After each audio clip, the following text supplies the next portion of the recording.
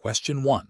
Analysis of a caller reporting a 75-year-old male experiencing sudden, severe chest pain radiating to his left arm, accompanied by shortness of breath and diaphoresis. Which protocol would be most appropriate to initiate for immediate dispatch and pre-arrival instructions? Option A. Stroke Protocol, Determinant Code 05-10. Option B. Chest Pain Protocol, Determinant Code 10-20. Option C. Difficulty Breathing Protocol, Determinant Code 09-20. Option D. Unconscious/fainting Protocol, Determinant Code 01-10. Correct answer is B. Chest Pain Protocol, Determinant Code 10-20. Explanation. This scenario is professionally challenging because it requires the emergency medical dispatcher (MD) to accurately interpret a caller's description of symptoms and assign the most appropriate chief complaint protocol and determinant code, balancing the need for rapid dispatch of appropriate resources with the potential for misclassification. The caller's description is ambiguous, presenting a risk of either under-dispatching critical resources or over-dispatching for a less severe situation, impacting patient outcomes and resource allocation. The correct approach represents best professional practice because it adheres strictly to the established EMD protocols, which are designed to standardize dispatch decisions based on validated research and best practices. By systematically gathering information and cross-referencing it with the protocol's specific questions and decision trees, the EMD ensures that the determinant code accurately reflects the most likely life-threatening condition, thereby ensuring the dispatch of the most appropriate level of care and the provision of pre-arrival instructions. This aligns with the regulatory requirement to provide a consistent and effective emergency response. An incorrect approach that relies solely on the caller's initial statement without further probing fails to meet the regulatory standard for thorough information gathering. This can lead to a misclassification of the chief complaint, potentially delaying the dispatch of critical resources or sending the wrong type of response, which is a direct violation of the EMD's duty to ensure appropriate and timely emergency medical services. Another incorrect approach that involves guessing or making assumptions about the severity of the situation based on limited information is professionally unacceptable. EMD protocols are designed to remove subjective bias and ensure objective decision-making. Deviating from these protocols introduces a significant risk of error, compromising patient safety and violating the ethical obligation to act in the best interest of the patient. The professional decision-making process for similar situations should involve a systematic adherence to the EMD protocol manual. This includes actively listening to the caller, asking all protocol-mandated questions in the correct sequence, carefully documenting responses, and utilizing the protocol's decision logic to arrive at the most accurate chief complaint and determinant code. If ambiguity persists after following the protocol, the EMD should consult with a supervisor or utilize designated escalation procedures, rather than making an unsubstantiated judgment. Question 2. The evaluation methodology shows that following a particularly distressing emergency call involving a child, an emergency medical dispatcher, MD, experiences significant emotional distress, including intrusive thoughts and difficulty concentrating on subsequent calls. Which of the following actions best demonstrates a proactive and professionally responsible approach to managing this stress? Option A. Immediately seek out a debriefing session with a supervisor or peer support team to process the incident and its emotional impact. Option B. Avoid discussing the incident with anyone and instead engage in solitary recreational activities to distract from the lingering emotions. Option C. Attempt to push the feelings aside and focus intensely on the next call, believing that compartmentalization is the most efficient way to handle the situation. Option D. Minimize the personal impact of the call, telling oneself that it was just another difficult situation and that dwelling on it is unproductive. The correct answer is A. Immediately seek out a debriefing session with a supervisor or peer support team to process the incident and its emotional impact. Explanation. The evaluation methodology shows that effective stress management is paramount for emergency medical dispatchers, MD, to maintain operational effectiveness and personal well-being. This scenario is professionally challenging because EMDs are consistently exposed to high-stress situations, including life-threatening emergencies, distressed callers, and the pressure of making critical decisions under duress. The constant emotional and cognitive load can lead to burnout, impaired judgment, and a decline in performance, impacting both the dispatcher and the quality of emergency response. The correct approach, actively engaging in debriefing and utilizing established peer support programs, represents best professional practice because it directly addresses the psychological impact of critical incidents. Regulatory frameworks and ethical guidelines for EMDs emphasize the importance of maintaining mental and emotional resilience. These programs provide a structured and confidential environment for EMDs to process traumatic events, share experiences, and receive support from trained colleagues or supervisors. This proactive strategy aligns with the ethical duty to self-care and the professional responsibility to remain competent and effective in a demanding role. It helps mitigate the long-term effects of stress and trauma, ensuring continued service delivery. An incorrect approach of ignoring the emotional impact and solely relying on personal coping mechanisms, such as isolating oneself or engaging in unhealthy distractions, fails to meet professional standards. This approach neglects the inherent psychological toll of the job and can lead to the development of more severe stress-related disorders. It violates the implicit ethical responsibility to manage one's own well-being to ensure optimal performance in patient care. Furthermore, it may contravene guidelines that encourage seeking support and acknowledging the impact of critical incidents. Another incorrect approach, which involves minimizing the significance of stressful calls and dismissing personal feelings as a sign of weakness, is professionally unacceptable. This attitude fosters a culture of silence around mental health and discourages EMDs from seeking necessary support. It directly contradicts the principles of psychological safety and the understanding that experiencing stress in such a high-stakes environment is a normal human response, not a personal failing. This approach can lead to delayed or absent help-seeking behavior, exacerbating the negative effects of stress. The professional reasoning process for similar situations should involve a multifaceted approach to stress management. EMDs should be trained to recognize the signs of stress and burnout in themselves and their colleagues. They should be encouraged to utilize available resources, such as debriefing sessions and peer support, immediately following critical incidents. A proactive strategy that includes regular self-assessment, healthy lifestyle choices, and open communication about stress levels is crucial. This framework emphasizes that effective stress management is not a solitary endeavor, but a shared responsibility supported by organizational policies and a culture that prioritizes dispatcher well-being. Question 3. Benchmark analysis indicates that EMDs face challenges in balancing comprehensive documentation with the urgency of pre-arrival instructions. Considering the regulatory framework for emergency medical dispatcher certification in the United States, which of the following approaches best reflects the professional standard for maintaining accurate records and documentation during an emergency call? Option A. Omit details that are not immediately obvious or that require further questioning, assuming that responding personnel will gather the necessary information upon arrival to expedite the call. Option B. Prioritize delivering critical pre-arrival instructions promptly while capturing essential, concise details of the patient's condition and the nature of the emergency as they are obtained, ensuring the record is factual and supports the dispatch decision. Option C. Rely on assumptions about the patient's condition based on common emergency scenarios and document these assumptions as factual information to save time. Option D. Focus on gathering every possible detail about the caller's environment and the patient's history, even if it means delaying the delivery of crucial life-saving instructions, to ensure the most exhaustive record possible. The correct answer is B.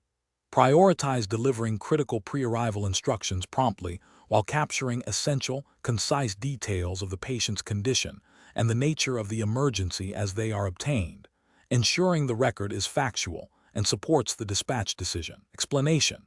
This scenario presents a common challenge in emergency medical dispatch, EMD, where a dispatcher must balance the need for comprehensive documentation with the urgency of providing immediate medical assistance. The professional challenge lies in accurately capturing critical information without delaying life-saving instructions or interventions. Careful judgment is required to determine what level of detail is essential for the patient's care and for subsequent legal and quality assurance purposes, while still prioritizing the immediate safety and well-being of the caller and patient. The correct approach represents best professional practice because it prioritizes the immediate safety and care of the patient while ensuring that essential documentation is captured.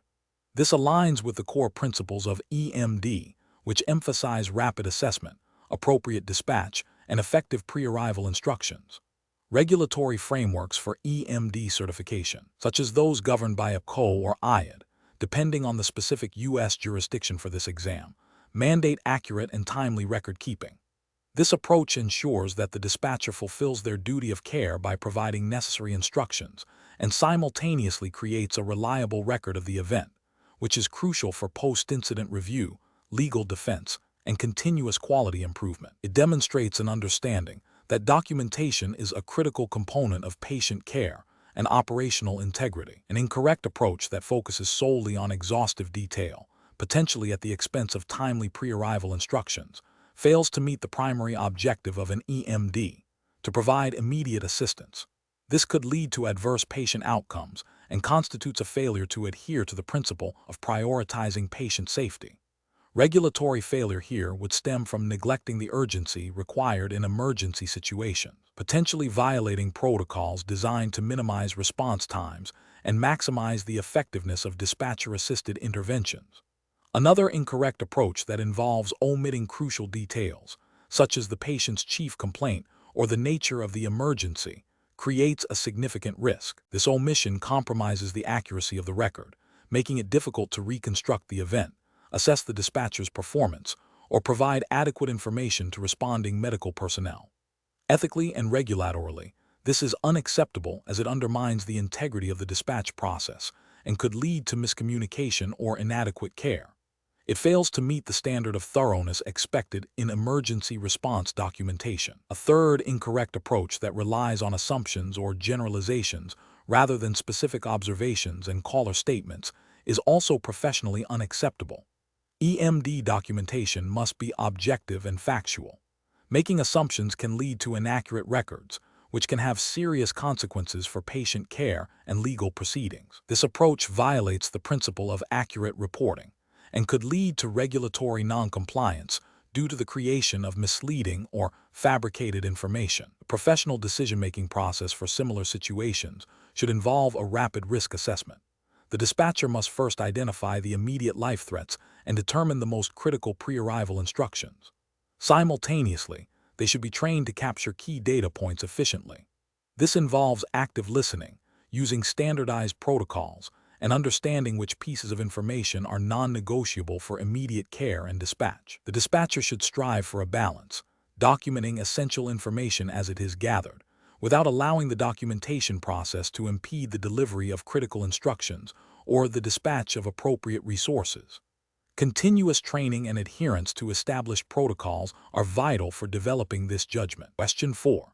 Research into communication center operations during a large-scale public event reveals a significant increase in incoming emergency calls. What is the most effective approach for an emergency medical dispatcher, MD, to manage this surge while maintaining service quality and operational efficiency? Option A. Implement a pre-established surge protocol that includes clear call prioritization guidelines, efficient information gathering tools, and robust communication channels with responding agencies. Option B. Immediately dispatch the first available ambulance to every incoming call to ensure the fastest possible response time for all citizens. Option C. Prioritize answering calls from known frequent callers to ensure their needs are met first during the busy period. Option D.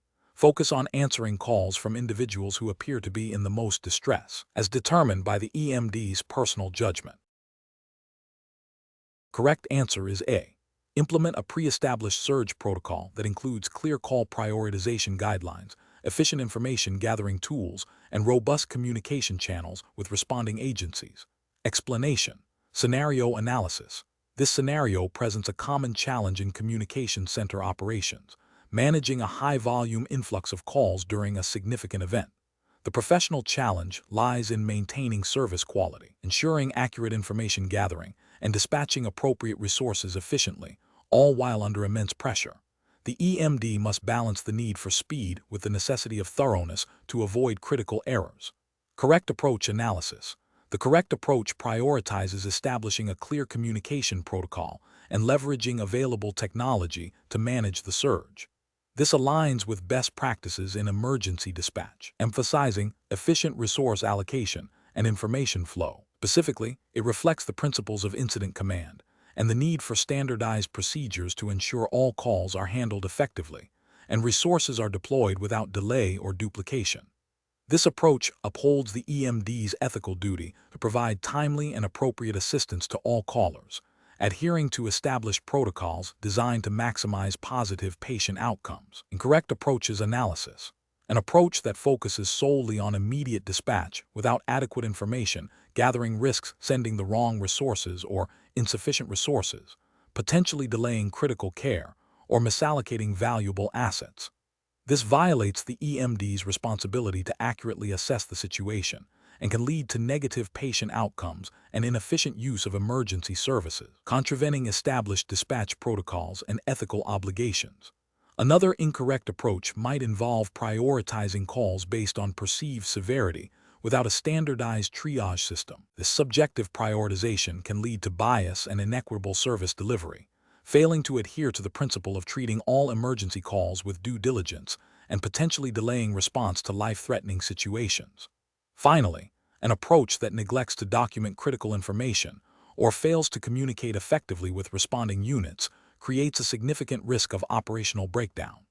Inaccurate or incomplete records can hinder follow-up, impact accountability, and compromise the safety of both the public and emergency personnel. This directly contradicts regulatory requirements for accurate record-keeping and effective interagency communication. Professional reasoning. Professionals should employ a systematic decision-making process that begins with understanding the established protocols for high-call volume events. This involves assessing the immediate impact on operational capacity, identifying potential bottlenecks, and implementing predefined surge management strategies. The focus should always be on maintaining the integrity of the dispatch process, ensuring accurate information capture, and facilitating timely and appropriate resource deployment, all while adhering to ethical guidelines and regulatory mandates. Question 5. Compliance review shows that during a high-stress medical emergency call, the dispatcher's initial interaction with a highly agitated caller was documented as follows. The dispatcher immediately began asking for the patient's exact address and the nature of the medical emergency without acknowledging the caller's evident distress. What is the most appropriate telephone technique and etiquette for this situation, considering the need to optimize the process of gathering critical information while managing caller emotion? Option A. Provide a lengthy, detailed explanation of the emergency service's capabilities and response times to manage caller expectations. Option B. Allow the caller to vent their emotions for an extended period before attempting to ask any questions about the emergency. Option C. Immediately demand specific details such as the patient's name and vital signs to ensure the most critical data is collected first. Option D. Acknowledge the caller's distress with empathy and reassurance before proceeding to gather essential information, using a calm and steady tone. The correct answer is D. Acknowledge the caller's distress with empathy and reassurance before proceeding to gather essential information, using a calm and steady tone. Explanation. Scenario analysis. This scenario presents a common challenge in emergency medical dispatch where a caller is experiencing extreme emotional distress, hindering their ability to provide critical information. The dispatcher must balance the need for immediate life-saving instructions with the caller's emotional state, which can impede the efficient collection of necessary details. The professional challenge lies in maintaining composure, demonstrating empathy, and skillfully guiding the conversation to elicit vital information without further agitating the caller or delaying essential care. Correct approach analysis. The correct approach prioritizes establishing rapport and de-escalating the caller's distress before attempting to gather detailed information. This aligns with best practices in emergency dispatch, emphasizing that a calm and empathetic interaction can facilitate clearer communication and more accurate information gathering. By acknowledging the caller's distress and offering reassurance, the dispatcher creates a safer and more productive environment for information exchange, ultimately leading to a more effective response. This approach respects the caller's emotional state while strategically moving toward the necessary data collection for dispatch. Incorrect approaches analysis. One incorrect approach involves immediately demanding specific details without acknowledging the caller's distress. This can be perceived as insensitive and may escalate the caller's anxiety, making them less cooperative and potentially leading to the withholding of crucial information. This fails to meet the ethical obligation to provide compassionate care and can violate guidelines that stress the importance of caller rapport. Another incorrect approach is to solely focus on providing prescripted instructions without attempting to understand the caller's immediate needs or emotional state. While instructions are vital, a complete disregard for the caller's emotional well-being can be detrimental. This approach lacks the necessary empathy and can leave the caller feeling unheard and unsupported, potentially hindering their ability to follow instructions effectively. It overlooks the human element of emergency communication. A third incorrect approach involves becoming overly sympathetic to the point of losing control of the call and failing to gather essential information. While empathy is crucial, the dispatcher's primary responsibility is to obtain the information needed to dispatch appropriate resources and provide life-saving instructions. Excessive emotional engagement can lead to a breakdown in the dispatch process, delaying critical interventions. This approach fails to balance compassion with the operational demands of emergency dispatch. Professional reasoning.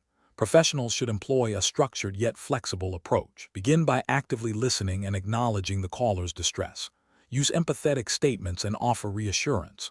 Once a degree of calm is established, gently transition to information gathering, prioritizing critical questions that will facilitate immediate response.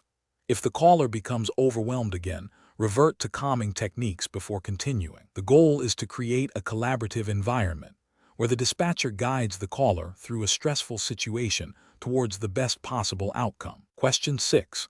Governance review demonstrates that during a high-priority medical emergency call, the caller is distressed and provides a street name but is uncertain of the exact house number, only recalling it is somewhere between the red mailbox and the big oak tree. The EMD needs to ensure the fastest and most accurate response. Which of the following actions best adheres to emergency medical dispatcher, EMD, radio communication protocols and procedures for this scenario? Option A. Hold dispatch until the caller can definitively provide the exact house number, as precise location is paramount. Option B. Dispatch units to the nearest known intersection to the street name and await further instructions. Option C. Relay the street name and the landmark description to dispatch and instruct the caller to walk to the nearest intersection to meet the ambulance. Option D. Dispatch emergency units to the general street address provided, informing them of the caller's description of landmarks, and continue to attempt to obtain a more precise house number from the caller while the units are en route. The correct answer is D. Dispatch emergency units to the general street address provided, informing them of the caller's description of landmarks, and continue to attempt to obtain a more precise house number from the caller while the units are en route. Explanation. Scenario analysis. This scenario presents a common challenge in emergency medical dispatch where a critical piece of information, the patient's location, is initially unclear. The EMD must balance the urgency of the situation with the need for accurate information to ensure the correct resources are dispatched to the correct location. Delays in obtaining precise location data can have severe consequences for patient outcomes. The EMD's judgment is crucial in determining when to proceed with dispatch based on the best available information while continuing to seek clarification. Correct approach analysis. The correct approach prioritizes obtaining the most accurate location possible before dispatching, while simultaneously initiating the dispatch process with the best available information. This aligns with EMD protocols that emphasize the importance of precise location for efficient and effective emergency response. By requesting a more specific address or landmark while initiating dispatch to the general area, the EMD ensures that help is en route without unnecessary delay, and that responders will have the best chance of finding the patient quickly. This reflects best professional practice by adhering to the principle of get help there fast, get help there smart. Incorrect approaches analysis.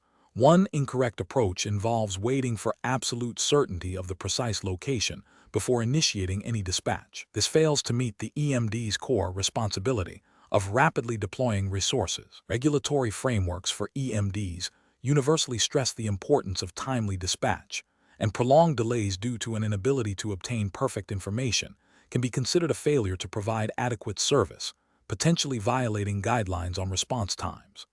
Another incorrect approach is to dispatch to the last known or most general location without any attempt to refine the address or gather further details. While dispatching is initiated, this approach risks sending resources to the wrong place, leading to significant delays in patient care and potentially misallocating critical emergency resources. This demonstrates a failure to adhere to protocols that require the EMD to actively seek and confirm location information to ensure efficient resource deployment. A third incorrect approach might involve relaying incomplete or potentially misleading location information to responding units without clear caveats or ongoing efforts to correct it. This could lead responders to a location where the patient is not present, wasting valuable time and resources. It represents a failure in clear and accurate communication, a fundamental tenet of radio communication protocols for EMDs. Professional reasoning. In situations with ambiguous location information, EMDs should follow a structured decision-making process. First, exhaust all immediate avenues for clarifying the location through direct questioning of the caller. Second, if clarification is not immediately possible, assess the urgency of the medical situation. Third, initiate dispatch to the best available location while continuing to actively seek more precise information. This iterative process ensures that emergency services are mobilized promptly while minimizing the risk of misdirection. Adherence to established radio communication protocols, including clear and concise language, confirmation of information, and continuous updates, is paramount throughout the entire interaction. Question 7. Which approach would be most appropriate for an emergency medical dispatcher, EMD, when they realize a critical piece of information entered into the computer-aided dispatch (CAD) system during an active call is incorrect, and the incorrect information has already been transmitted to the responding ambulance crew? Option A. Verbally relay the corrected information to the responding ambulance crew via radio and assume the CAD system will be updated later by someone else. Option B. Ignore the discrepancy as the information has already been transmitted and focus on the ongoing call to avoid further confusion. Option C. Manually delete the incorrect entry and re-enter the correct information directly into the CAD system without further documentation. Option D. Immediately follow the agency's established protocol for correcting or amending CAD system entries, ensuring the correction is logged and communicated as per procedure. The correct answer is D. Immediately follow the agency's established protocol for correcting or amending CAD system entries, ensuring the correction is logged and communicated as per procedure. Explanation. This scenario presents a professional challenge due to the inherent conflict between maintaining data integrity within the computer-aided dispatch (CAD) system and the immediate need to provide accurate information to responding units. Emergency medical dispatchers (EMD) are entrusted with critical information that directly impacts patient care and responder safety. The CAD system serves as the official record and a vital tool for resource management and historical data analysis. Deviating from established protocols for data entry or modification, even with good intentions, can compromise the system's reliability and potentially lead to downstream errors or misinterpretations. The correct approach prioritizes adherence to established protocols for data correction within the CAD system. This aligns with regulatory frameworks that mandate accurate record-keeping and data integrity for emergency services.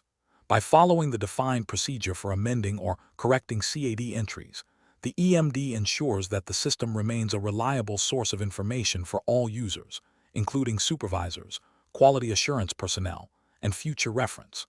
This method upholds the principle of accountability and transparency in data management, which is a cornerstone of professional EMD practice. An incorrect approach that involves manually altering or deleting information directly within the CAD system without following established procedures is professionally unacceptable. This action violates the principle of data integrity and can lead to regulatory violations related to accurate record keeping. Such unauthorized modifications can obscure the original information, making it difficult to trace the sequence of events or identify potential errors in the initial dispatch. Furthermore, it bypasses the checks and balances designed to ensure data accuracy, potentially leading to a breach of trust in the CAD system's reliability. Another incorrect approach, such as verbally relaying the corrected information to responders without updating the CAD system, fails to create a permanent, auditable record of the correction. While it might address the immediate need for accurate information, it leaves the official record incomplete and potentially misleading, which is a failure in maintaining accurate dispatch logs as required by EMD certification standards. Professionals should employ a decision-making framework that begins with identifying the discrepancy. Next, they should consult their agency's established protocols for CAD data correction.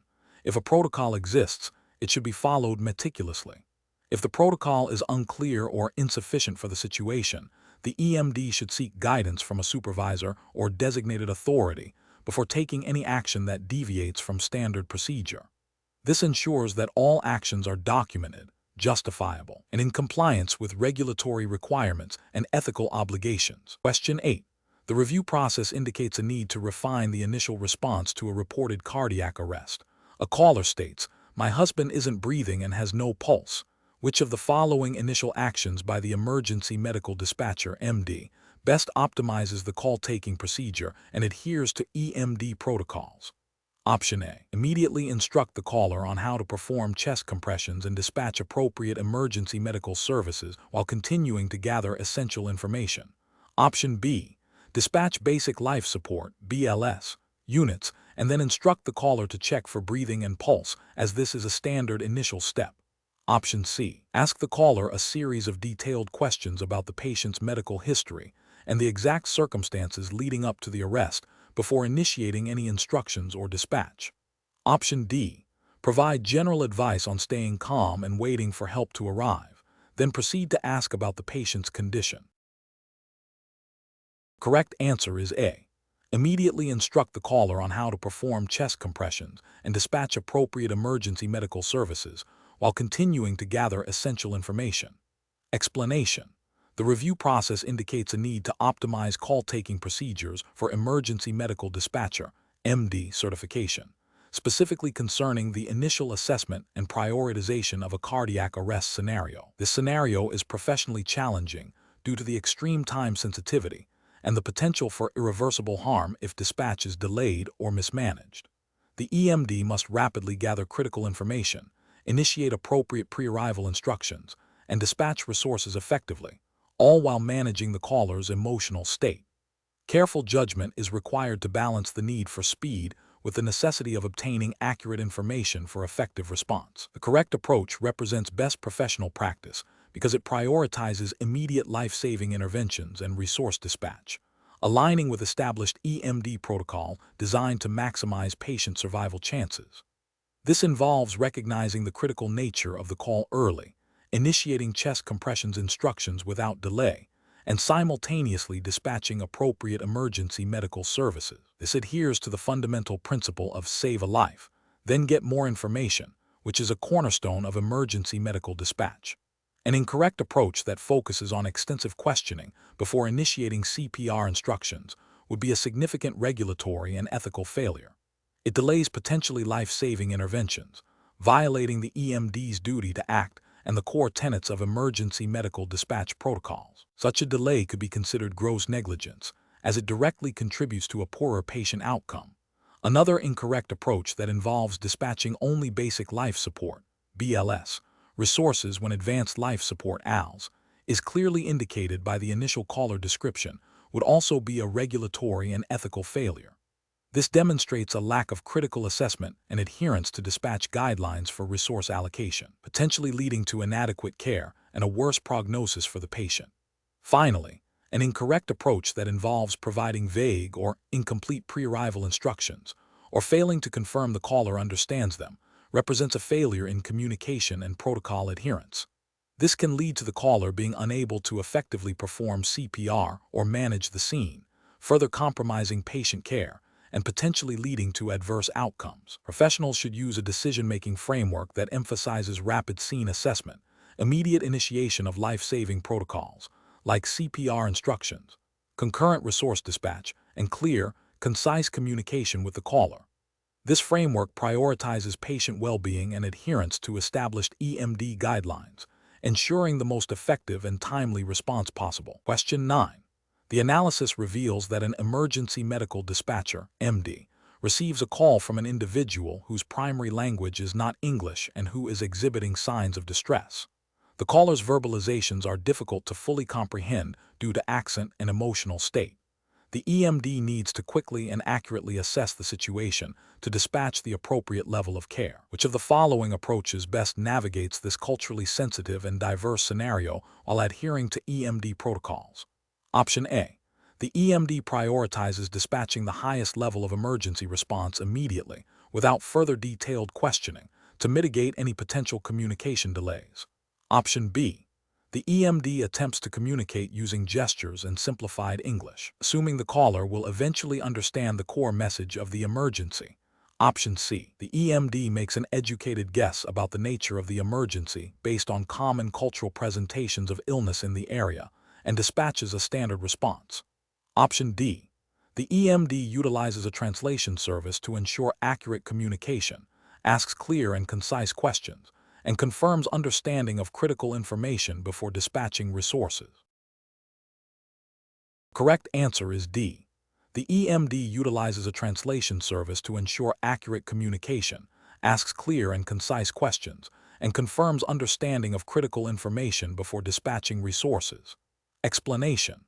The analysis reveals a common implementation challenge in emergency medical dispatch (EMD) when dealing with cultural diversity. The core difficulty lies in ensuring effective communication and appropriate care delivery when dispatchers may not fully understand or recognize the cultural nuances of a caller or patient. This scenario is professionally challenging because a failure to acknowledge and adapt to cultural differences can lead to misinterpretation of symptoms, delayed or inappropriate dispatch of resources, and ultimately, compromised patient outcomes. It also erodes trust and can perpetuate negative stereotypes. The correct approach represents best professional practice because it prioritizes active listening, seeking clarification, and utilizing available resources to bridge cultural gaps. This aligns with the ethical imperative of providing equitable care to all individuals, regardless of their background. Regulatory frameworks for EMD certification often emphasize the importance of clear communication and patient advocacy, which inherently includes cultural sensitivity. By employing techniques that ensure understanding, such as asking open-ended questions and confirming information, the dispatcher upholds their duty of care and adheres to the principles of patient-centered dispatch. An incorrect approach that relies on assumptions based on perceived cultural norms is professionally unacceptable. This fails to recognize the individuality of each caller and can lead to significant diagnostic errors or inappropriate interventions. Such an approach violates the ethical principle of non-maleficence, do no harm, by potentially leading to adverse patient outcomes due to misunderstanding. It also contravenes the spirit of regulations that mandate effective communication and patient assessment, as it bypasses the necessary steps to ensure accurate information gathering. Another incorrect approach, which involves dismissing or minimizing the caller's concerns due to perceived cultural differences, is also professionally unacceptable. This demonstrates a lack of empathy and respect, violating fundamental ethical principles of dignity and respect for all individuals. It can also lead to a failure to dispatch appropriate resources, directly impacting patient safety and potentially violating EMD protocols designed to ensure timely and effective emergency response. The professional decision-making process for similar situations should involve a framework that prioritizes 1. Active listening and observation to gather as much information as possible. 2. Acknowledging potential communication barriers without making assumptions. 3. Employing clear, simple language and checking for understanding. 4. Utilizing resources such as language line services or colleagues with relevant cultural knowledge when available. 5. Focusing on the caller's stated needs and symptoms, rather than preconceived notions. 6. Documenting any communication challenges and the steps taken to overcome them. Question 10.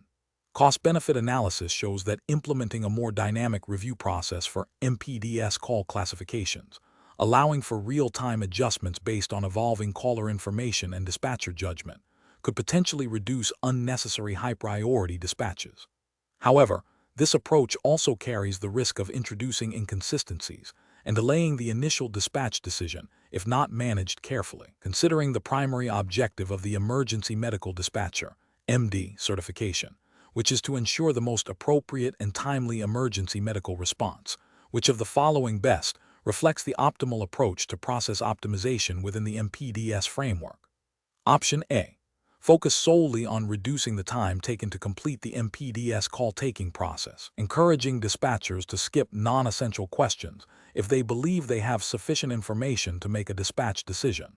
Option B. Empower dispatchers to make immediate, on-the-fly adjustments to dispatch priority based on their subjective assessment of the caller's demeanor and perceived urgency, even if it deviates from the standard MPDS questions. Option C. Implement a system where all calls are initially dispatched at the highest possible priority level to eliminate any risk of underdispatch, regardless of the information gathered through the MPDS. Option D. Prioritize rigorous adherence to established MPDS protocols for initial dispatch, with any necessary adjustments to response level occurring through established post-dispatch protocols or supervisor review, ensuring immediate dispatch based on the most probable critical need. The correct answer is D. Prioritize rigorous adherence to established MPDS protocols for initial dispatch, with any necessary adjustments to response level occurring through established post-dispatch protocols or supervisor review, ensuring immediate dispatch based on the most probable critical need. Explanation. This scenario is professionally challenging because it requires an EMD to balance the immediate need for efficient resource allocation with the paramount duty to provide the most appropriate level of emergency medical care.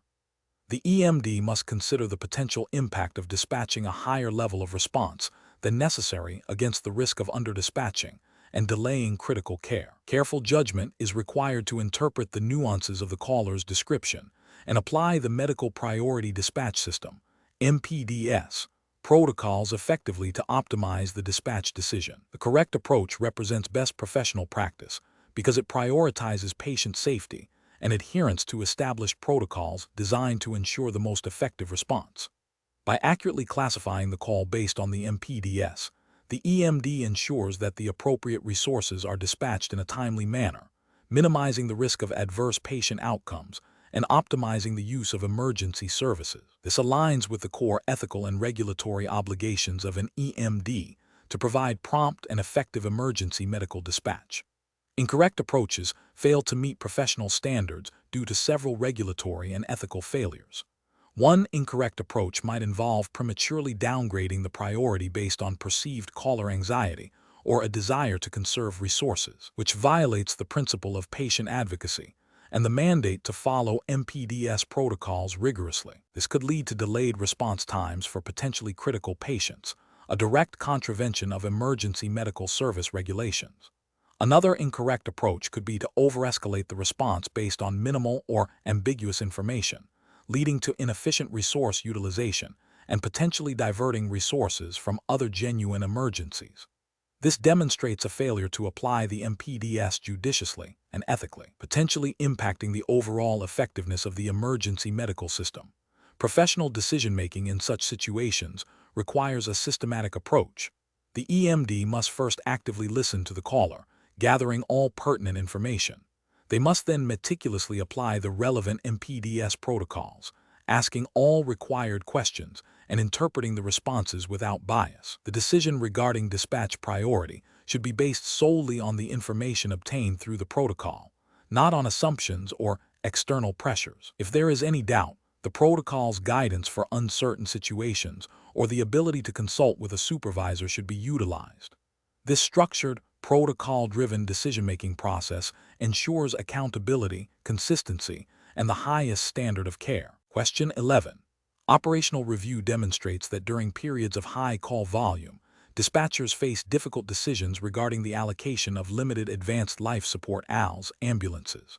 A specific scenario involves a call reporting a suspected stroke with a known history of cardiac issues, while simultaneously, another active call is for a multi-vehicle collision with multiple reported injuries, some critical. The ALS ambulance closest to the stroke patient is also the closest available ALS unit to the collision scene. Which of the following approaches best reflects best practice in resource allocation for emergency medical dispatchers? Option A.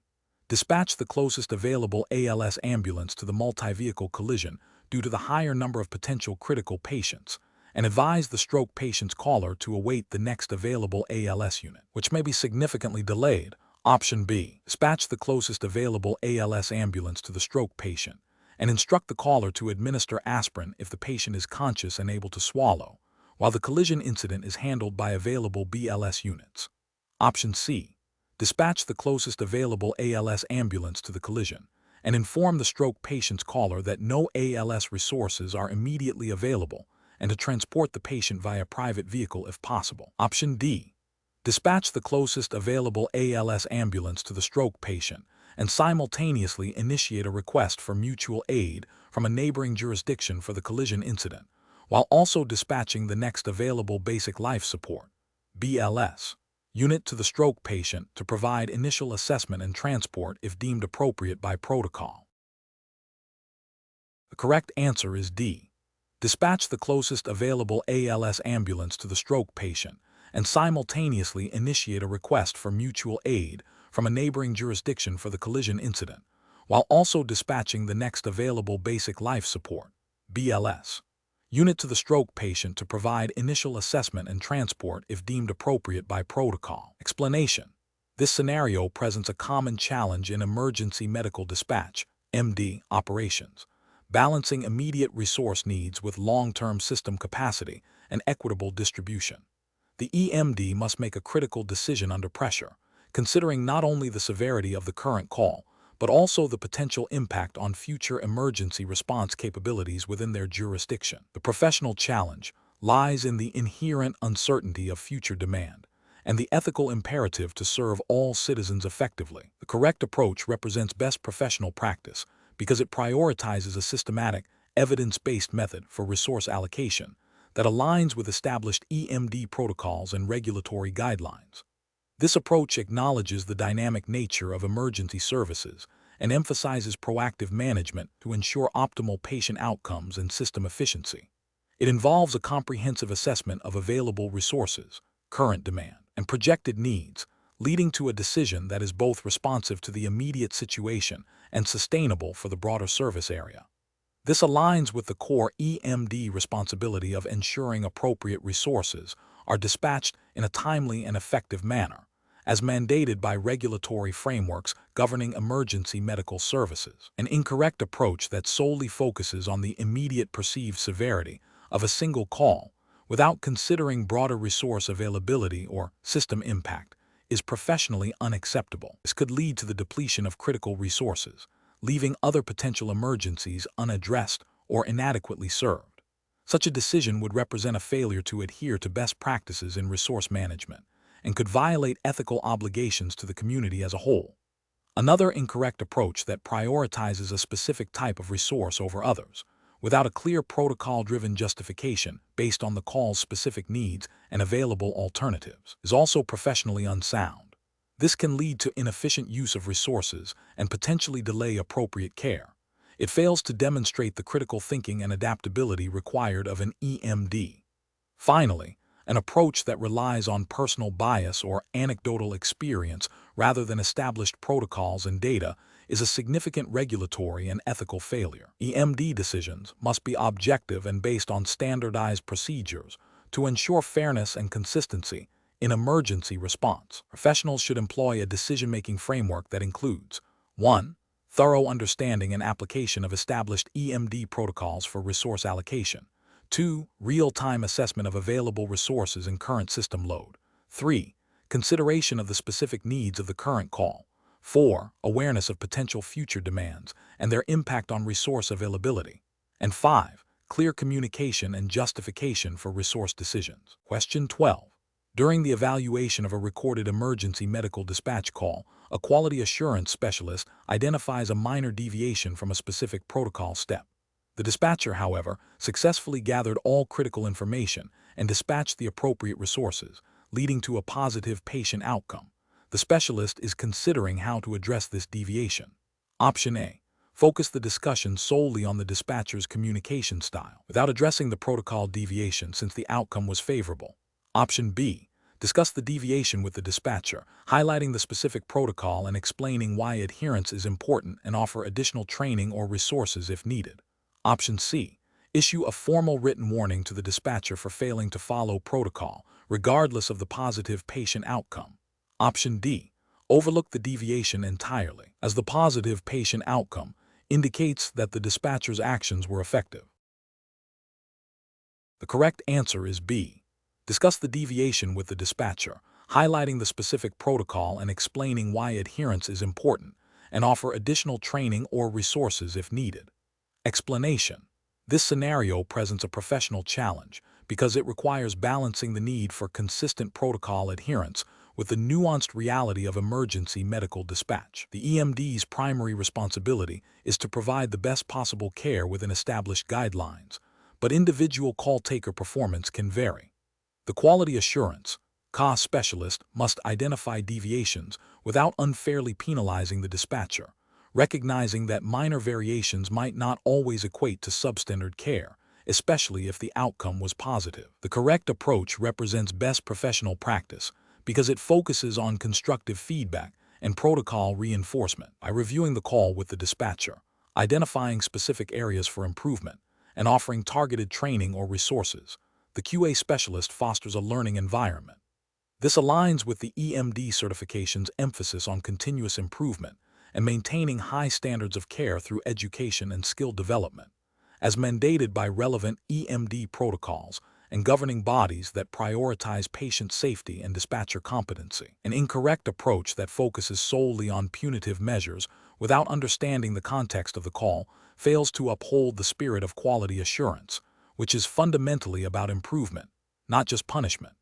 This approach can lead to dispatcher anxiety and a reluctance to deviate from rote memorization, potentially hindering effective decision-making in complex situations. It also neglects the ethical obligation to support and develop EMD personnel. Another incorrect approach that dismisses the deviation due to a positive patient outcome overlooks the potential for systemic issues or future risks. While a good outcome is desirable, it does not automatically validate protocol deviations. The QA process is designed to identify and correct potential weaknesses before they lead to adverse events, ensuring consistent and reliable dispatch services across all calls, regardless of the immediate outcome. This failure to address deviations, even in successful calls, can lead to a gradual erosion of protocol adherence and a higher risk of future errors. The professional decision-making process for similar situations should involve a thorough, objective review of the call recording against established protocols. The QA specialist should consider the dispatcher's actions in the context of the entire call, including the caller's demeanor, the information provided, and the ultimate patient disposition. The focus should be on identifying learning opportunities, providing specific and actionable feedback, and ensuring that any necessary corrective actions are educational and supportive, ultimately aiming to enhance the dispatcher's skills and adherence to best practices for improved patient care. Question 13. The control framework reveals that an emergency medical dispatcher, EMD, is handling a call where the caller is highly agitated and describes symptoms that, while concerning, do not precisely match the criteria for the highest priority dispatch code within the established protocols. The dispatcher feels a strong intuition that the situation is more critical than the protocol suggests, and is considering bypassing certain protocol steps to immediately dispatch the highest level of response. What is the most appropriate course of action for the EMD? Option A. Inform the caller that the situation does not meet the criteria for the highest priority response according to the protocols, potentially increasing their anxiety, and then proceed with the lower priority dispatch.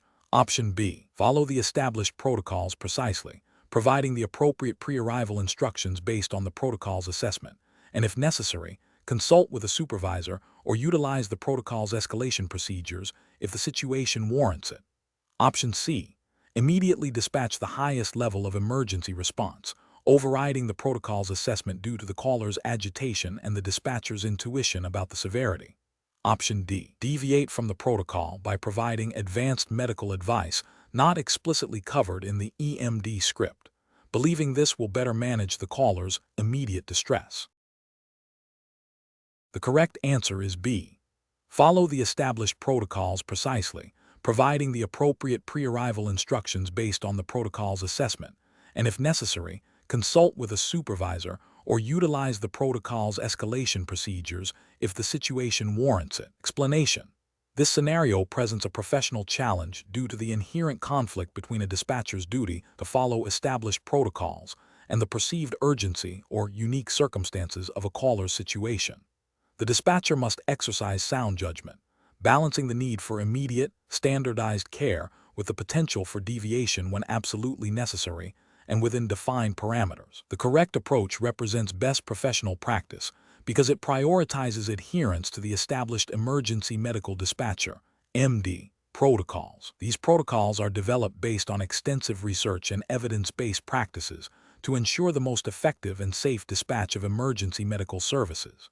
Deviating from these protocols without explicit authorization or a clear, documented justification that aligns with overriding emergency principles can lead to suboptimal patient care, delayed response, or inappropriate resource allocation. Maintaining protocol adherence is a core regulatory and ethical requirement for EMD certification, ensuring consistency and accountability in emergency response. An incorrect approach that involves disregarding established protocols based solely on a dispatcher's subjective assessment of urgency, without following the protocol's built-in decision trees or seeking supervisory guidance when appropriate, represents a significant regulatory and ethical failure. This failure undermines the integrity of the EMD system, potentially leading to patient harm by not providing the most appropriate pre-arrival instructions or by dispatching resources that are not aligned with the protocol's assessment of the situation. It also violates the principle of accountability, as deviations from established procedures must be justifiable and documented. Another incorrect approach, such as fabricating or misrepresenting information to justify a protocol deviation, is a severe ethical breach and a direct violation of regulatory requirements for honesty and integrity. This not only compromises patient care, but also erodes trust within the emergency services system and can have legal ramifications. The professional decision-making process for similar situations should involve a thorough understanding of the EMD protocols, including their rationale and limitations. When faced with a situation that seems to fall outside the standard protocol, the dispatcher should first consult the protocol itself to see if there are specific provisions for such circumstances. If the situation remains unclear or appears to warrant a deviation, the dispatcher should follow established procedures for seeking assistance, which may include consulting with a supervisor or medical director. Documentation of any deviations and the reasons for them is crucial for accountability and quality assurance. The primary responsibility remains to provide the best possible care within the established framework, prioritizing patient safety and efficient resource utilization. Question 14. Strategic planning requires EMDs to effectively manage caller communication during high-stress situations. When a caller is audibly distressed and struggling to articulate their needs, what is the most appropriate initial communication strategy for an emergency medical dispatcher? Option A. Offer extensive emotional reassurance and comfort to the caller before attempting to gather any specific details about the emergency. Option B. Acknowledge the caller's distress with a brief, empathetic statement, then calmly and clearly begin asking structured questions to gather essential information about the emergency. Option C. Make an educated guess about the nature of the emergency based on the caller's tone and begin dispatching resources accordingly. Option D. Immediately launch into a detailed series of questions about the patient's medical history to ensure comprehensive data collection. Correct answer is B. Acknowledge the caller's distress with a brief, empathetic statement, then calmly and clearly begin asking structured questions to gather essential information about the emergency. Explanation. This scenario is professionally challenging because the emergency medical dispatcher, (EMD), must balance the immediate need for accurate information with the caller's emotional distress, all while adhering to strict protocols and maintaining a calm, professional demeanor. The EMD's communication skills directly impact the quality of information gathered, the caller's perception of care, and ultimately, the appropriate response dispatched. The correct approach represents best professional practice because it prioritizes active listening and empathy while systematically guiding the caller through the necessary information gathering process. This aligns with EMD certification standards that emphasize clear, concise, and compassionate communication. By acknowledging the caller's distress and then gently redirecting them to provide critical details, the EMD builds rapport and ensures that vital information is not lost due to panic or confusion.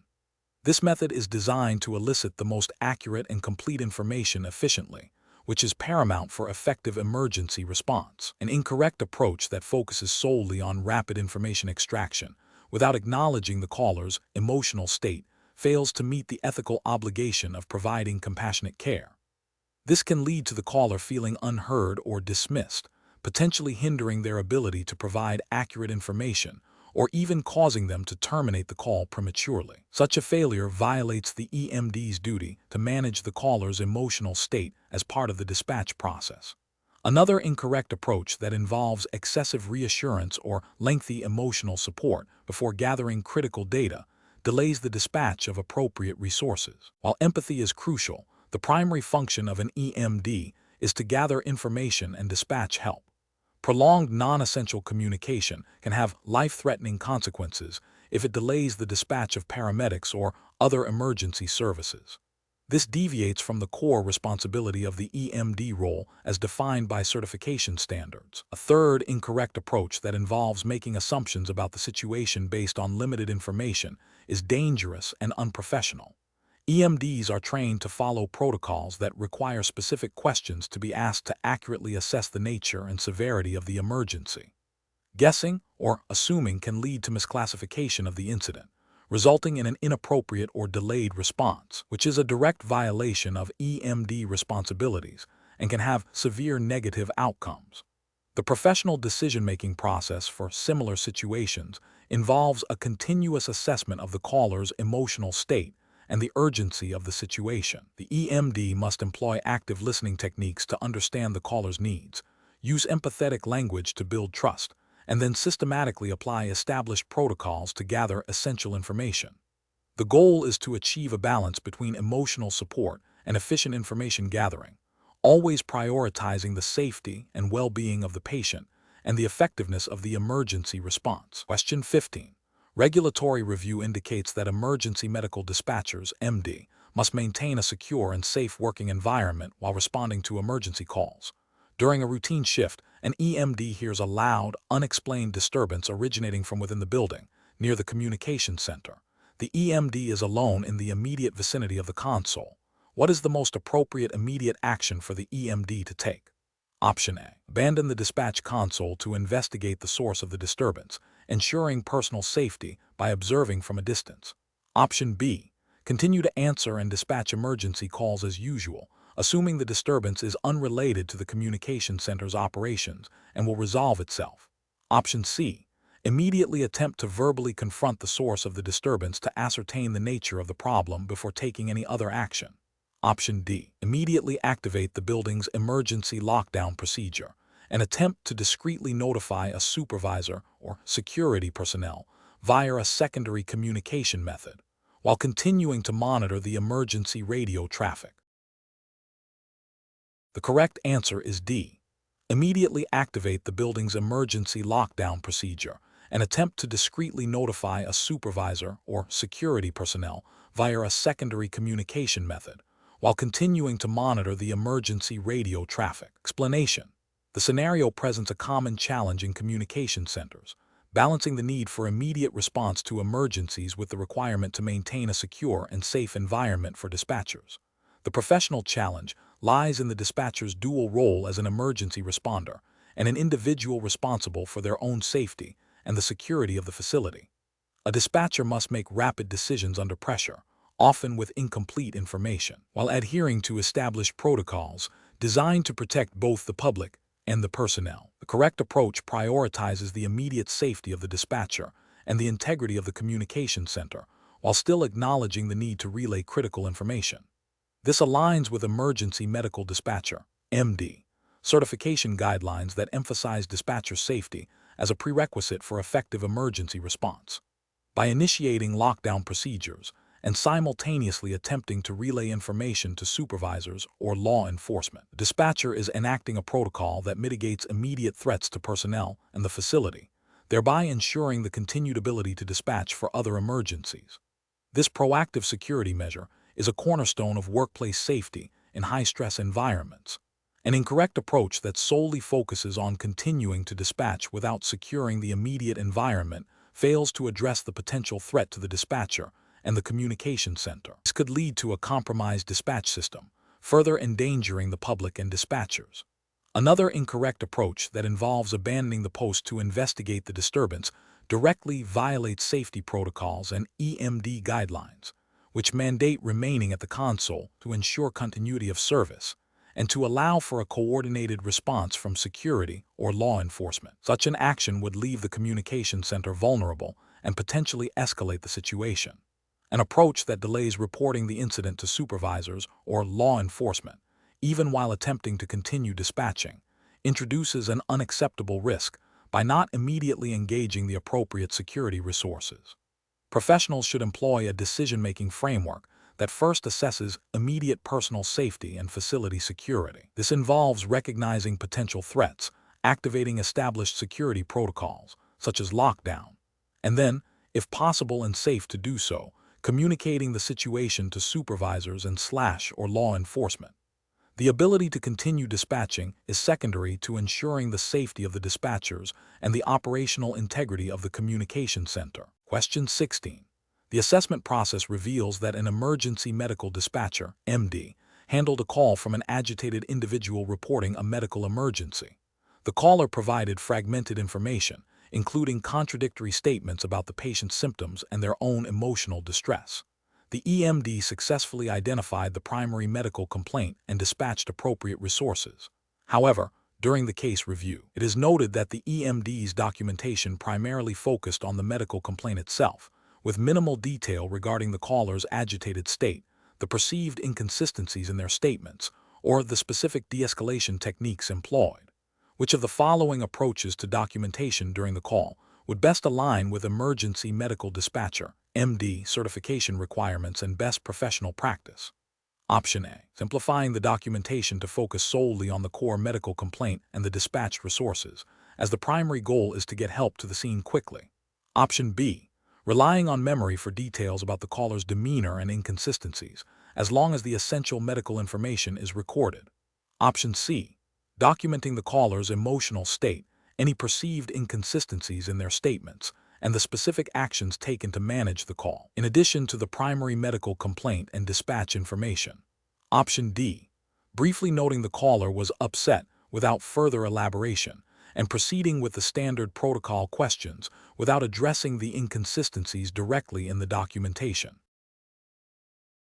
The correct answer is C. Documenting the caller's emotional state, any perceived inconsistencies in their statements, and the specific actions taken to manage the call, in addition to the primary medical complaint and dispatch information. Explanation. Scenario analysis. This scenario is professionally challenging because it requires an EMD to balance the immediate need for accurate information with the potential for patient distress and the legal implications of incomplete or inaccurate data collection.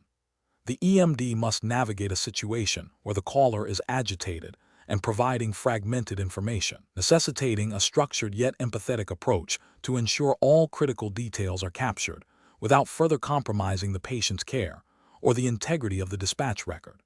The EMD's judgment is critical in determining the appropriate level of detail required for effective dispatch and subsequent case review, adhering strictly to established protocols. Correct approach analysis.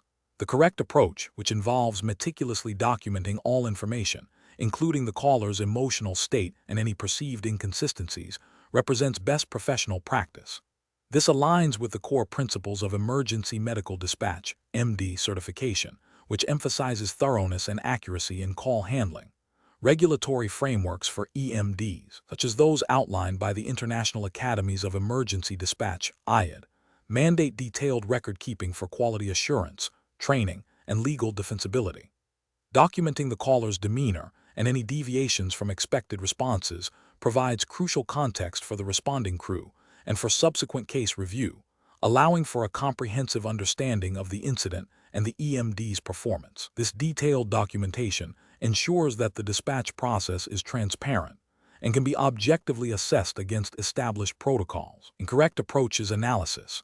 One incorrect approach would be to simplify the documentation by omitting details about the caller's emotional state or perceived inconsistencies, focusing only on the core medical complaint.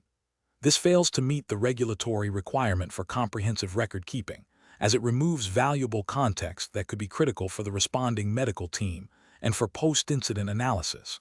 Ethically, it risks misrepresenting the complexity of the call and the EMD's interaction, potentially hindering effective patient care if the responding crew is not fully apprised of the caller's condition. Another incorrect approach would be to prematurely terminate the call or rush the caller once a basic medical complaint is identified, without ensuring all necessary protocol questions are asked and answered. This violates EMD protocols designed to gather all critical information for appropriate resource allocation and pre-arrival instructions. Regulatory failure lies in not adhering to the mandated call handling protocols, which are designed to ensure patient safety and efficient emergency response. Ethically, it demonstrates a lack of diligence and could lead to delayed or inappropriate medical intervention. A third incorrect approach would be to rely solely on memory or brief, subjective notes without a structured documentation system. This is a significant regulatory failure, as it bypasses the established quality assurance mechanisms that depend on detailed, objective records. Such an approach is not legally defensible and compromises the integrity of the dispatch process, making it impossible to accurately review the EMD's performance or the effectiveness of the dispatch. Professional reasoning. Professionals should employ a structured decision-making process that prioritizes adherence to established EMD protocols. This involves active listening, empathetic communication, and systematic information gathering. When faced with a challenging caller, the EMD should remain calm, utilize de-escalation techniques as per training, and focus on systematically progressing through the protocol. The decision-making framework should always include a commitment to thorough and accurate documentation, recognizing that every detail captured contributes to patient safety, operational efficiency, and regulatory compliance. Regular review of personal performance against established quality assurance metrics and seeking feedback are also integral to maintaining professional standards. Question 17.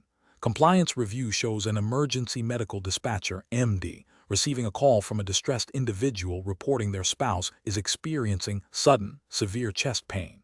The EMD immediately selects a determinant code for a non-life-threatening cardiac event without further questioning. Which of the following approaches best reflects best professional practice for this scenario? Option A. Assign a determinant code for a non-life-threatening cardiac event based on the initial report of chest pain, as this is a common symptom that can be managed with a standard response. Option B. Systematically question the caller to gather specific details about the onset, duration, severity, radiation, and associated symptoms of the chest pain, and any other relevant information as outlined in the chief complaint protocols for chest pain. Before assigning a determinant code, Option C. Quickly select the highest possible determinant code for cardiac arrest to ensure the most rapid response, as chest pain can be a precursor to a more severe event. Option D. Rely on personal experience to recognize that chest pain is often not immediately life-threatening, and proceed with a lower priority dispatch to avoid unnecessary alarm. The correct answer is B. Systematically question the caller to gather specific details about the onset, duration, severity, radiation, and associated symptoms of the chest pain, and any other relevant information as outlined in the chief complaint protocols for chest pain, before assigning a determinant code. Explanation. Scenario analysis. This scenario presents a common challenge for emergency medical dispatchers, EMD, where a caller reports a symptom that could be indicative of multiple, potentially serious conditions. The EMD must quickly and accurately determine the most appropriate chief complaint protocol and corresponding determinant code to ensure the correct level of response is dispatched. The challenge lies in the ambiguity of the caller's description and the potential for misinterpretation, which could lead to under-dispatching critical resources or over-dispatching for a less severe issue. This requires a high degree of active listening, critical thinking, and adherence to established protocols. Correct approach analysis. The correct approach involves systematically questioning the caller to gather specific details that align with the diagnostic criteria of the chief complaint protocols. This includes asking about the onset, duration, severity, and associated symptoms. By focusing on eliciting information that directly maps to the protocol's decision tree, the EMD can confidently select the most appropriate determinant code. This aligns with best professional practice by prioritizing patient safety and efficient resource allocation, as mandated by EMD certification standards that emphasize accurate protocol application. Incorrect approaches analysis. One incorrect approach involves prematurely assigning a determinant code based on an initial, incomplete understanding of the caller's description. This bypasses the necessary detailed questioning required by the protocols, potentially leading to an inaccurate assessment and dispatch. This failure violates the core principle of thorough information gathering essential for EMD certification and can result in delayed or inappropriate medical response, directly contravening regulatory requirements for patient care. Another incorrect approach is to rely on personal medical knowledge or assumptions rather than strictly adhering to the established chief complaint protocols. While EMDs possess a foundational understanding of medical conditions, their role is to facilitate dispatch based on protocol, not to diagnose. Deviating from the protocol introduces a significant risk of error and is a direct contravention of EMD certification guidelines, which mandate strict protocol adherence for consistency and reliability. A further incorrect approach is to dismiss the caller's concerns or rush through the questioning process due to perceived urgency or caller distress. While empathy is crucial, the EMD's primary responsibility is to obtain the necessary information to select the correct protocol. Minimizing the caller's input or failing to probe for critical details undermines the protocol's effectiveness and can lead to a misclassification of the emergency. A failure to meet EMD certification standards for comprehensive assessment. Professional reasoning. Professionals should approach such situations by remembering their role as protocol facilitators. The decision-making process should be a structured application of the EMD protocols. This involves 1. Active listening to the caller's initial complaint. 2. Utilizing the protocol's questioning sequence to gather specific, objective information. 3. Carefully comparing the gathered information against the protocol's decision points. 4. Selecting the determinant code that most accurately reflects the patient's condition based on the protocol's criteria. 5. Confirming the selected code and dispatching appropriate resources. This systematic approach ensures compliance with certification requirements and optimizes patient outcomes. Question 18. Implementation of a structured questioning technique by an emergency medical dispatcher (MD) for a caller reporting a patient experiencing sudden, severe discomfort is most critical for which of the following reasons, considering the fundamental principles of anatomy and physiology. Option A. To provide immediate emotional support to the caller, acknowledging their distress and reassuring them that help is on the way. Option B. Offer general advice on comfort measures, such as sitting the patient down or offering water while awaiting the ambulance. Option C. To gather detailed demographic information about the patient and caller to ensure accurate record keeping for administrative purposes. Option D. To accurately assess the patient's immediate physiological status, such as breathing, consciousness, and pain, to determine the appropriate level of emergency response and pre-arrival instructions. The correct answer is D. To accurately assess the patient's immediate physiological status, such as breathing, consciousness, and pain, to determine the appropriate level of emergency response and pre-arrival instructions. Explanation. Scenario analysis. This scenario presents a common but potentially critical challenge for an emergency medical dispatcher, MD. The caller reports symptoms that could indicate a life-threatening condition, but the description is vague and lacks specific details. The EMD must quickly assess the situation, prioritize the call, and provide appropriate pre-arrival instructions without having direct visual contact or the ability to perform a physical examination.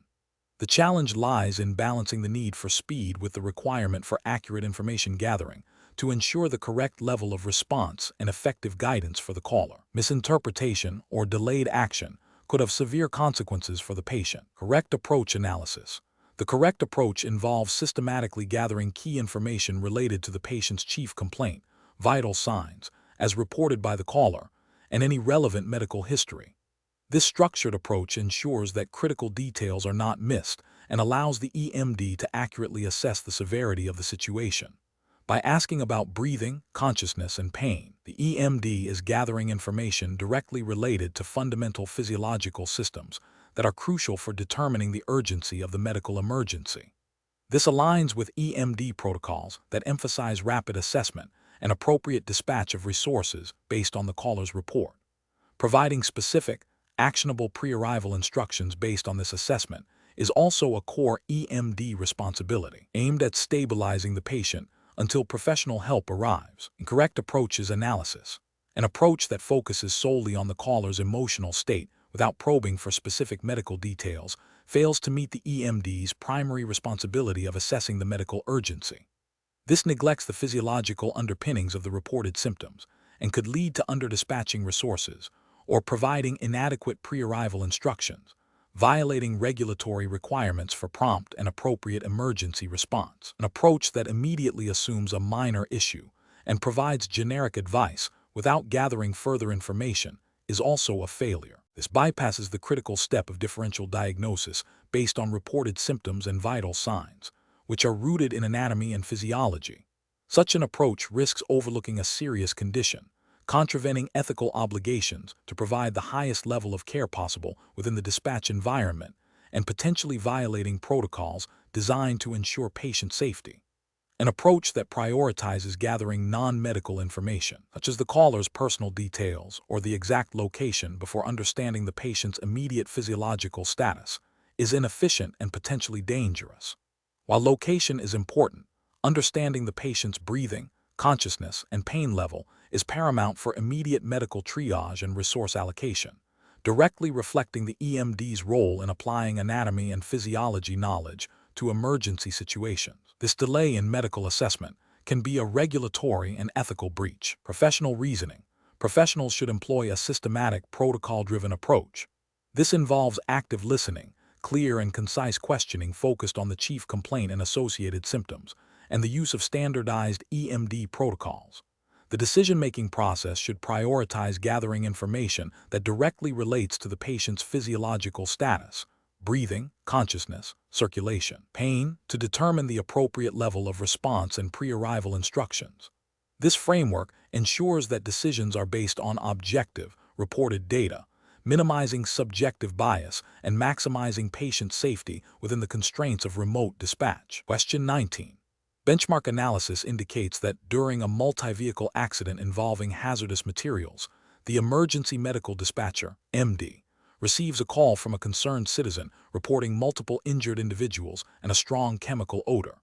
The EMD must immediately coordinate with local fire departments for hazmat containment and advanced life support ALS, ambulances for patient care. Which of the following actions best demonstrates effective interagency communication and coordination in this scenario, adhering to emergency medical dispatcher, MD certification guidelines? Option A. The EMD prioritizes the medical aspect and dispatches ALS ambulances, instructing them to assess the situation upon arrival and report back any hazardous material concerns to the fire department. Option B. The EMD immediately dispatches ALS ambulances to the scene and then attempts to contact the fire department via a general public safety radio channel, relaying the information as received. Option C.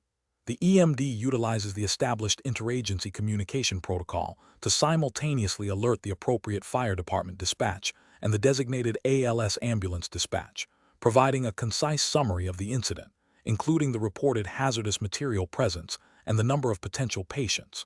Option D.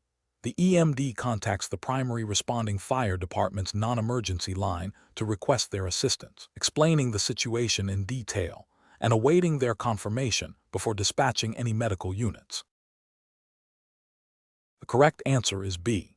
The EMD immediately dispatches ALS ambulances to the scene and then attempts to contact the fire department via a general public safety radio channel, relaying the information as received. Explanation. This scenario is professionally challenging due to the inherent complexities of coordinating multiple agencies during a critical incident, where time is of the essence and miscommunication can have severe consequences. The EMD's role is to facilitate seamless information flow and resource allocation, ensuring patient care is prioritized. Careful judgment is required to navigate differing protocols, communication systems, and operational priorities that may exist between agencies. The correct approach represents best professional practice because it adheres to established EMD protocols for interagency communication, emphasizing clear, concise, and standardized information exchange. This ensures all responding units have accurate situational awareness, understand their roles, and can coordinate effectively to provide timely and appropriate medical care. This aligns with the core principles of EMD certification, which mandates proficiency in communication and coordination to optimize patient outcomes. An incorrect approach that relies on assumptions or bypasses established communication channels poses significant regulatory and ethical failures. It risks creating information silos, leading to delayed or duplicated efforts, and potentially compromising patient safety. Failure to follow established protocols can violate EMD certification standards that require adherence to approved communication procedures. Furthermore, it demonstrates a lack of professional responsibility in ensuring all necessary parties are informed and coordinated, which is a fundamental ethical obligation of an EMD. Professionals should use a decision-making framework that prioritizes established protocols and clear communication. This involves 1. Identifying the need for interagency communication. 2. Accessing and utilizing the designated communication channels and protocols for interagency contact. 3. Clearly and concisely relaying critical information, including the nature of the emergency, patient status, and requested resources. 4. Confirming receipt and understanding of information by all parties. 5. Continuously updating all involved agencies as the situation evolves. This systematic approach ensures all relevant information is shared efficiently and accurately, fostering effective coordination and maximizing the chances of a positive patient outcome. Question 20. The assessment process reveals a caller reporting that their spouse is unresponsive and not breathing. The caller is audibly distressed and states they are alone with the patient. Based on emergency medical dispatch (EMD) system overview principles, what is the most appropriate initial course of action for the emergency medical dispatcher? Option A. Immediately instruct the caller on how to perform cardiopulmonary resuscitation (CPR) and dispatch appropriate emergency medical services. Option B. Dispatch advanced life support ALS units and then ask the caller for the patient's medical history. Option C. Gather detailed demographic information about the caller and patient before proceeding with any medical instructions. Option D. Advise the caller to move the patient to a more open area of the house to facilitate easier access for paramedics. The correct answer is A. Immediately instruct the caller on how to perform cardiopulmonary resuscitation (CPR) and dispatch appropriate emergency medical services. Explanation. Scenario analysis. This scenario presents a common challenge in emergency medical dispatch, balancing the need for immediate, life-saving interventions with the potential for patient harm due to premature or inappropriate actions. The dispatcher must quickly assess the situation based on limited information, prioritize critical actions, and provide clear, concise instructions while managing the caller's emotional state. The challenge lies in the inherent uncertainty of emergency situations and the dispatcher's responsibility to act decisively and ethically within established protocols. Correct approach analysis. The correct approach prioritizes scene safety for both the caller and responding units, followed by immediate, evidence-based pre-arrival instructions for the most critical life-threatening condition, identified cardiac arrest. This aligns with emergency medical dispatch (EMD) system principles that emphasize rapid assessment, prioritization of life threats, and the provision of effective bystander care instruction. Following established EMD protocols ensures a standardized, evidence-based response, minimizing the risk of harm and maximizing the chance of a positive outcome.